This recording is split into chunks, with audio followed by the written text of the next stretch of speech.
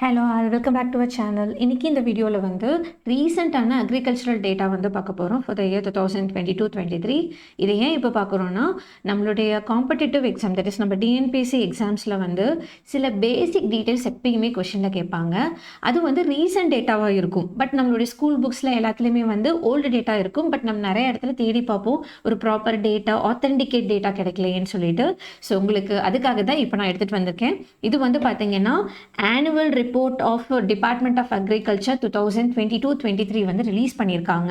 அவங்களுடைய டேட்டாவிலேருந்து தான் நான் உங்களுக்கு வந்து எடுத்து கொடுத்துருக்கேன். ஸோ இது எல்லாமே ஆத்தென்டிக் டேட்டான்றனால நீங்கள் தாராளமாக உங்களுடைய குரூப் 1 எக்ஸாம் ஃபார் எக்ஸாம்பிள் வருது, அதுக்கு நீங்கள் யூஸ் பண்ணிக்கலாம். இல்லை இதோடைய ஃபேக்ட்ஸ் பார்த்து வச்சுக்கிட்டிங்கன்னா அப்கமிங்கில் வர டிஎன்பிஎஸ்சி எக்ஸாமில் கூட எக்கனாமிக்ஸாவோ அக்ரிகல்ச்சராவோ இந்த மாதிரி கொஷனில் கூட இந்த விஷயத்தை நம்ம எக்ஸ்பெக்ட் பண்ணலாம். ஓகேங்களா? ஓகே, ஃபர்ஸ்ட் நம்ம ஒரு 6 டாப்பிக்காக வந்து பார்க்க போகிறோம்.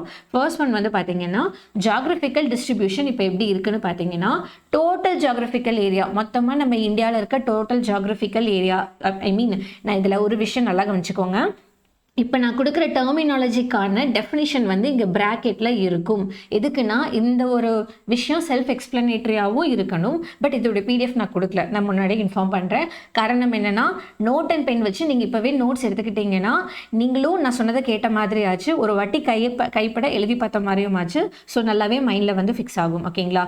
ஸோ டோட்டல் ஜியாகிரபிக்கல் ஏரியானா மீனிங் என்னென்னா, நம்ம கண்ட்ரியில் எவ்வளோ டோட்டல் லேண்ட் ஏரியா இருக்குன்றது தான் டோட்டல் ஜியாகிரபிக்கல் ஏரியான்னு சொல்லுவோம்.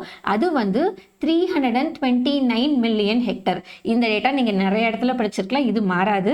ஏன்னா நம்ம ஊரில் ஒரு நாளும் நிலம் அதிகமாக போகிறது கிடையாது. ஸோ டோட்டலாக இருக்கிறதே இவ்வளோ தான். So 329 million hectares. ஓகேங்களா? பட் நெட் சோன் ஏரியா வந்து பார்த்தீங்கன்னா டோட்டல் ஜியாகிரபிக்கல் ஏரியாவில் 42.4% தான் இருக்குது. தட் இஸ் 139.35 மில்லியன் ஹெக்டர்ஸ் இருக்குது. நெட் சோன் ஏரியானா என்னென்னு சில பேருக்கு புரியாது, இங்கே எக்ஸ்பிளனேஷன் கொடுக்குறேன் பாருங்கள்.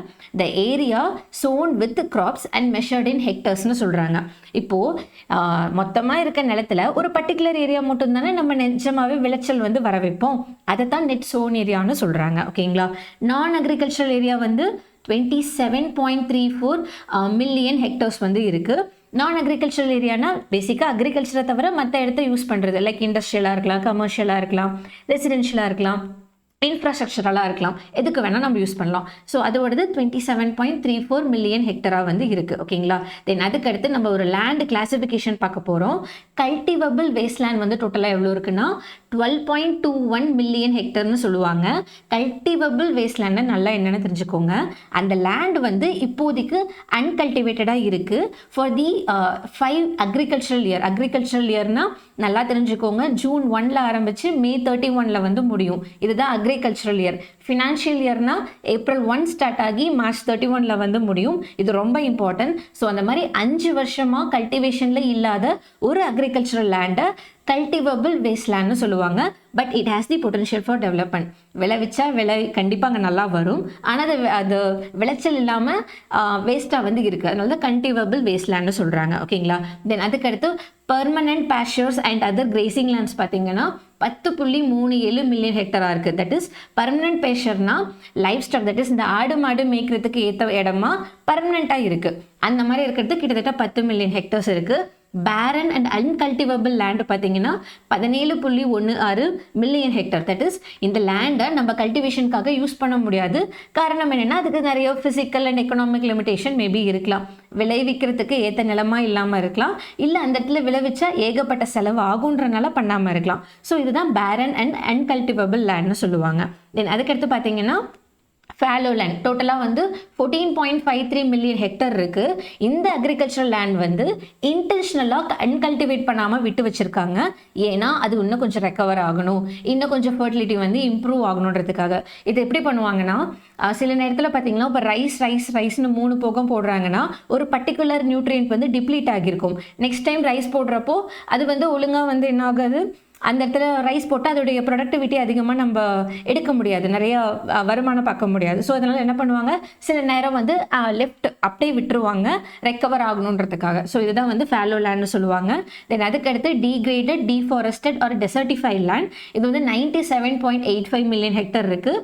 இது வந்து எப்படின்னா நிறைய டீஃபாரஸ்டேஷனால் இல்லை பாலைவனமாகுதல்னு சொல்லுவாங்க, டெசர்டிஃபிகேஷனால் அந்த இடத்துல சஃபர் ஆன லேண்டை தான் இந்த மாதிரி லேண்டுன்னு கிளாஸிஃபை பண்ணுறாங்க. அப்படி 97.85 மில்லியன் ஹெக்டர் வந்து இருக்குது. தென் அதுக்கடுத்து வேஸ்ட்லேண்ட் வந்து 55.7 மில்லியன் ஹெக்டர். தட் இஸ் நம்ம டோட்டல் ஜியாகிரபிக்கல் ஏரியாவில் 16% இருக்குது, ஆல்மோஸ்ட் 17% வந்து இருக்குது. வேஸ்ட்லேண்ட்ன்றது சுத்தமாக அக்ரிகல்ச்சரல் யூஸே பண்ணாத அன்சூட்டபிள் லேண்ட், இல்லை அண்டர் யூட்டிலைஸ் பண்ண லேண்டாக இருக்கலாம், அன்ப்ரொடக்டிவ் லேண்டாக இருக்கலாம். தட் இஸ் நம்ம அதிகமான வருமானம், தட் இஸ் நம்மளோட ப்ரொடக்ஷன் வந்து பார்க்க முடியாத இடமா வந்து இருக்கலாம். ஓகேங்களா. தென் அதுக்கடுத்து third classification sowing and agriculture வச்சு இரிகேஷன் வச்சு பார்த்தீங்கன்னா கிராஸ் சோன் ஏரியான்னு சொல்லுவாங்க. மொத்தம் 197.32 மில்லியன் ஹெக்டர் வந்து இருக்கு. அப்படின்னா டோட்டல் ஏரியா சோன் ஆகியிருக்கிறது once as well as the area sown more than once in agricultural இயர்னு சொல்கிறாங்க. ஒரு பர்டிகுலர் நிலத்தில் ஒரு தடவைக்கு மேலே இப்போ வந்து ஒரு 3 போகமாக பிரித்து 3 தடவை போடுறாங்கன்னா 3 தடவையுமே அது கிராஸ் சோன் ஏரியாவுக்கு கால்குலேட் ஆகிடும். அதுதான் டோட்டல் கிராஸ்னா என்ன, டோட்டல் ஓவரால் வேல்யூன்னு சொல்லுவாங்க. அதுதான் கிராஸ் சோன் ஏரியா. அதே நெட் இரிகேட்டட் ஏரியா பார்த்தீங்கன்னா 2021 டேட்டா படி 71.55 மில்லியன் ஹெக்டர். இது வந்து ப்ராப்பராக நம்ம நீர்ப்பாசனம்னு சொல்லுவாங்க இல்லையா, இரிகேஷன் வழியாக பண்ணி நம்ம எஃபெக்டிவாக அந்த ஏரியா வந்து யூஸ் பண்ணிக்கிட்டு இருக்கிறது தான் நெட் இரிகேட்டட் ஏரியான்னு சொல்லுவாங்க. ஓகேங்களா. தென் அதுக்கடுத்து கிராஸ் இரிகேட்டட் ஏரியா வந்து 102.67 மில்லியன் ஹெக்டராக இருக்குது. இது வந்து டோட்டல் இரிகேஷன். கிராஸ்னால என்னன்னு சொன்னேன், டோட்டல்னு சொன்னேன். தட் இஸ் இப்போ வந்து 3 தடவை தேவைப்படுதுன்னா 3 டைமுக்கு வந்து கிராப் ரொட்டேஷன் பண்ணுறாங்கன்னா 3 டைமுக்குமே இரிகேஷன் கொடுத்துருப்பாங்க. அப்போ அது 3 தடவையாக கால்குலேட் ஆகிறது தான் கிராஸ் இரிகேட்டட் ஏரியான்னு சொல்லுவாங்க. பர்சன்டேஜ் ஆஃப் இந்த கிராஸ் இரிகேட்டட் ஏரியா ஒவ்வொரு கிராப்டு ஏரியா வந்து பார்த்தீங்கன்னா 52.03 ஹெக்டராக வந்து இருக்குது. சாரி, பர்சன்டேஜாக வந்து இருக்குது. இது ஒன்றும் இல்லை, இதுலேயே பர்சன்டேஜ்னு கொடுத்துட்டாங்க. மொத்தம் வந்து டோட்டல் கிராப்டு ஏரியாவில் எவ்வளோ ஏரியா இரிகேட் ஆகியிருக்குன்ற அதோடைய ரேஷியோ, தட் இஸ் டிவைட் பண்ணி பார்த்தா வர வேல்யூ தான், அந்த பெர்சன்டேஜ் வேல்யூ தான் இந்த 52.03. ஓகேங்களா. தென் அதுக்கடுத்து நெட் இரிகேட்டட் ஏரியாவுக்கும் நெட் சோன் ஏரியாவுடைய பர்சன்டேஜுக்கு அந்த டிஃபரன்ஸ் வந்து என்னன்னு பார்த்தீங்கன்னா, தட் இஸ் அந்த ரேஷியோ பார்த்தீங்கன்னா 51.35 இருக்குது. இதுவும் எதுவும் இல்லை, டோட்டல் சோன் ஏரியா கீழே போட்டு மேலே வந்து எவ்வளோ ஏரியா வந்து எஃபெக்டிவாக இரிகேட் ஆகியிருக்காங்கன்றத ரெண்டுத்தையுமே டிவைட் பண்ணி பார்த்தா கிடைக்கிற வேல்யூ தான் percentage of the net irrigated area. அதை வந்து கொடுத்துருக்காங்க. ஓகேங்களா. தென் அதுக்கடுத்து ரொம்ப ரொம்ப important cropping intensity. 141.6% cropping intensity இருக்குது. Actually it is a very good value.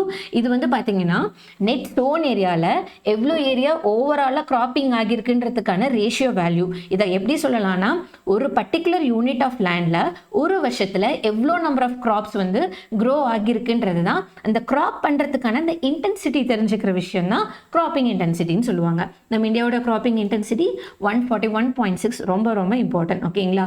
Then அதுக்கடுத்து crop type areas, that is food crop வந்து எவ்வளோ ஏரியா டோட்டலாக வந்திருக்குன்னு பார்த்தீங்கன்னா 126.95 மில்லியன் ஹெக்டர். இது வந்து எப்படின்னா ஹியூமன் கன்சப்ஷனுக்கு யூஸ் பண்ணுற கல்டிவேட்டட் கிராப்ஸ் உடைய ஏரியா. ஓகேங்களா. அதே நான் ஃபுட் கிராப்ஸ்னா 49.24 மில்லியன் ஹெக்டராக இருக்குது. இது வந்து எப்படின்னா லைக் கேஷ் கிராப்ஸ் நிறையா, எப்படின்னா ஹியூமன் கன்சப்ஷனுக்கு இல்லாத, ஃபார் எக்ஸாம்பிள் காட்டனாக இருக்கலாம், ஜூட்டாக இருக்கலாம், ஆயில் சீடாக இருக்கலாம், அந்த மாதிரி வந்து கல்டிவேட் பண்ண கிராப்ஸ் எல்லாமே நான் ஃபுட் கிராப்ஸ் உடைய ஏரியாவில் வரும். அது 49 ஹெக்டர், ஓகே, மில்லியன் ஹெக்டர் இருக்குது. தென் அதுக்கடுத்து எக்கனாமிக் இம்பாக்ட் ஆஃப் அக்ரிகல்ச்சர் பார்த்தீங்கன்னா, நம்ம அக்ரிகல்ச்சரும் அலைடு செக்டரும் ஜிடிபியில் எவ்வளோ ஷேர் கான்ட்ரிபியூட் பண்ணுதுன்னா 18.6%ன்னு சொல்கிறாங்க.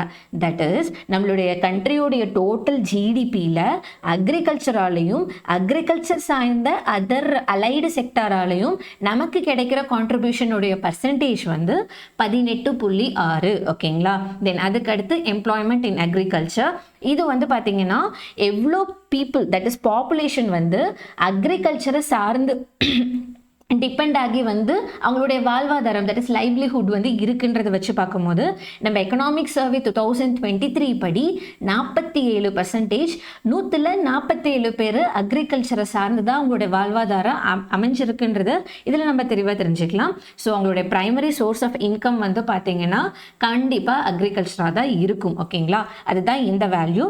தென் அதுக்கடுத்து share of agriculture and overall எம்ப்ளாய்மெண்ட்டில் பார்த்தீங்கன்னா ஆக்சுவலி இது PLFSன்னு கொடுத்துருக்கேன் இல்லையா, இது வந்து பீரியாடிக் லேபர் ஃபோர்ஸ் சர்வே. ஓகேங்களா, அந்த சர்வே 2021-22 படி ஓவரால் எம்ப்ளாய்மெண்ட்டில் அக்ரிகல்ச்சரோட ஷேர் வந்து 45.5%.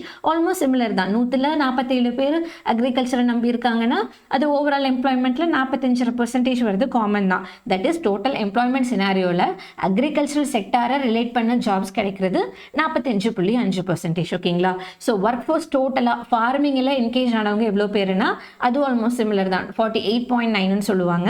அப்படின்னா இவ்வளோ work force, that is number of people are ஒரு கம்யூனிட்டி வந்து டைரெக்டாக ஃபார்மிங் செக்டாருக்கு டைரெக்டாக இன்வால்வ் ஆகியிருக்காங்க. ஃபார்மிங் தான் உங்களோட மெயின் தொழிலாக வந்து இருக்குது. ஸோ இதெல்லாம் தான் சம் இம்பார்ட்டன்ட் அக்ரிகல்ச்சரல் டேட்டா. இதை தாண்டி இன்னும் நிறைய இருக்குது. நீங்கள் எனக்கு கமெண்ட்டில் சொல்லுங்கள், நான் இன்னும் நிறைய வீடியோஸ் போஸ்ட் பண்ணுறேன். எந்த மாதிரி வேணும், என்ன மாதிரி ரீசெண்ட் டேட்டா வேணுன்றது என்கிட்ட கேட்டிங்கன்னா அதுக்கேற்ற மாதிரி நான் வீடியோ வந்து மேக் பண்ண ஸ்டார்ட் பண்ணிடுறேன். ஓகேங்களா, ஐ ஹோப் இது வந்து யூஸ்ஃபுல்லாக இருந்திருக்கும். நோட்ஸ் வந்து நீங்கள் எடுத்துக்கோங்க, கைப்பட எழுதுனீங்கன்னா நல்லா மனசில் பதியும். இதில் இந்த வேல்யூஸை தாண்டி வாட் இஸ் கிராப்பிங் இன்டென்சிட்டின்னு கூட கொஸ்டினில் நமக்கு வரலாம். இதை எங்கேனாலும் யூஸ் பண்ணிக்கலாம். இது எல்லாமே எவர்கிரீன் டாபிக், ரொம்ப இம்பார்ட்டன்ட். Thank you all.